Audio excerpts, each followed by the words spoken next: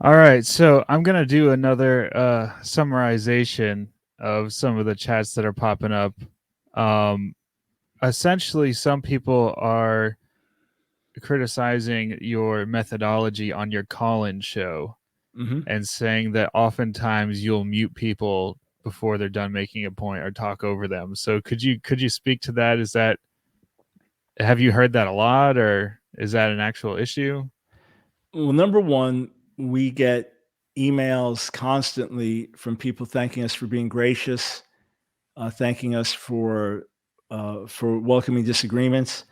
I have probably 200, 300, 400 times. I don't know. I could even try to estimate 500 times invited critics to call. I have endlessly in YouTube chats invited critics to weigh in. I have done whole shows with the whole goal being to get critics to call in people who differ with me. If it's 1 in 100 or 200 times that it happens, uh, that would be pretty high. I almost never get calls from those people. If you don't believe me, just go to my archives and start listening to the shows. Okay, go ahead and do it. So I welcome it, and I have offered to do public debates. Public invitations have been given to people like Pastor John MacArthur to have a civil debate on whether gifts of the Spirit are for today. I've been on record for many years saying I've been willing to interact with Justin Peters. He wants me to debate Word of Faith, but I'm not Word of Faith, so why would I debate that? Uh, but I've offered to do this. Phil Johnson and others. So my door remains open. If someone's qualified, it's got to be fair. In other words, if someone's not qualified, I could easily demolish their position. But what does that prove? I want someone that's qualified, that you'd say that's a good representative.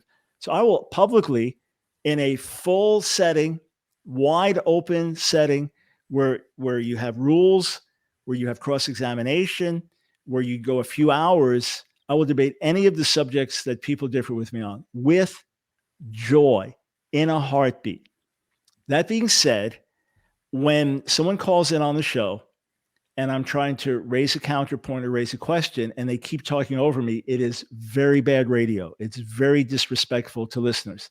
So, what I will do is if they keep doing that, I'll put them on mute, give them a little while to think about things, come back to a point, and if they still won't answer or they still get nasty or they still keep raising their voice, then out of respect to other listeners, then I'll drop the call. I had to do that. I just this last Friday, a guy called and he just wanted to argue his amillennial position, and rather than ask me a question, and he's done this before, but I let him do it, and then when he wouldn't answer my question, I put him on mute, and I came back, gave him another chance to answer. He wouldn't do it, another chance to answer, and I said, "Okay, we're done." So I, Hmm. I do my best to be respectful of the listeners, but please, please find people here. I do my show all the time. Why is it you're all here on the Bible Dingers, but not calling my show with your questions or your challenges? I'm serious. You're out there, right? Where are you during my YouTube chats? I've fielded thousands of questions, and 100 to 1. I don't know what the stats are. Thousands to 1. The percentage of how much I'm getting asked this here versus during my show.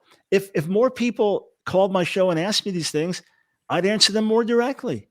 It's that simple. But here, I want to come back to something.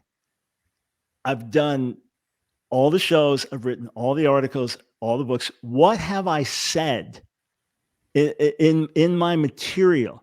What have I written? What have I taught? What have I preached that you find defective, unorthodox, unbiblical? That's what I like to hear. That's the substance of my ministry. This stuff you're asking me about here is utterly immaterial. There's not a single person that I work with closely on a daily basis whose name has come up here or who you even know or would ask me about. And the Hmm. people you ask me about are people that I don't work with closely. Hmm. That's simple. In, Yeah. in, in any case, what do I teach and preach that you differ with? That we can interact in great depth. Yeah. Yeah, and I do have to say I've watched several of your debates. I've listened to the one with James White. I watched the one where you debated a cessationist. I don't know his name, um, but he was arguing that with the close of the canon, that was the the perfect that's spoken of. And so I think that when I watched your debates, I am always blown away with the arguments that you present for your side. And that's why we've had you on so many times. And that's why we had you on to discuss your arguments for Arminianism, because at the end of the day, you do have incredible arguments for your position. And a lot of times it's very convincing, but we did get a lot of anger when we had you on our show, just because we are so deeply entrenched in the reform group, and we're essentially a reformed show. But we got canceled left and right for hosting you a couple times. Yeah, so I mean that's troublesome to me. In other words, if people don't like me or reject me, whatever, and my just so you understand, I want to help people. I want to serve people, right? So when Pastor MacArthur wrote Strange Fire, I wrote Authentic Fire in response. I tried to meet with him face to face privately. That never happened. But you can read my book. You can see the tone and spirit of it. One guy that was close to Pastor MacArthur, whose name I have not mentioned on the air, he said, well, I used to use Dr. Brown's books on answering Jewish objections to Jesus and his books on the culture wars and homosexuality, but I won't touch them anymore. I'm thinking, buddy, you can think I'm a jerk in these other areas. You can think I'm all wet behind the ears when it comes to charismatic issues, but these books will help you lead Jewish people to Jesus. These books will help you stand strong in the culture wars, but it's like cutting off your nose to spite your face. So in the same way, if people have enjoyed your ministry, they've enjoyed the stream and podcast, whatever you do, and they don't like that you had me on, okay, so take it out on me. Why now cut you off because of it? That's the attitude that I find very destructive. That's the attitude that I find to be unchristlike in the body. And again, show me what I actively teach or believe.